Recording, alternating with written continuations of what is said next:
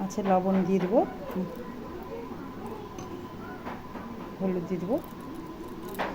মাছগুলো এখন মেখে নেব, মেখে নিয়ে ভেজে নেব। মাছ ভাজার জন্য কড়াই তেল দিয়ে দিচ্ছি।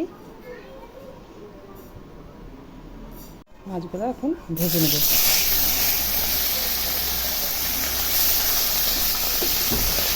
মাছগুলো ভাজা হয়ে গেছে, কড়াই তেল দিয়ে দিচ্ছি মাছের ঝোল ভাজা করার জন্য।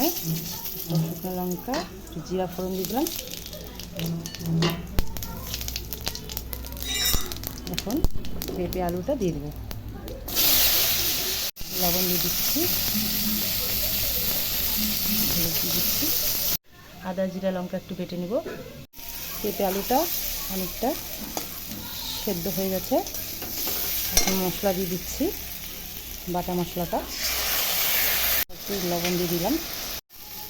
আলু পেঁপের সাথে মশলাটা কষে গেছে, এখন ঝোল দিয়ে দেবো।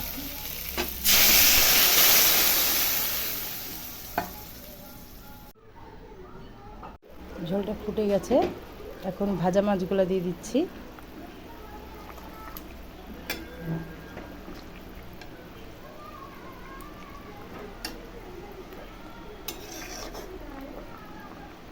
ঝোল আমাদের হয়ে গেছে, ফুটে যাচ্ছে।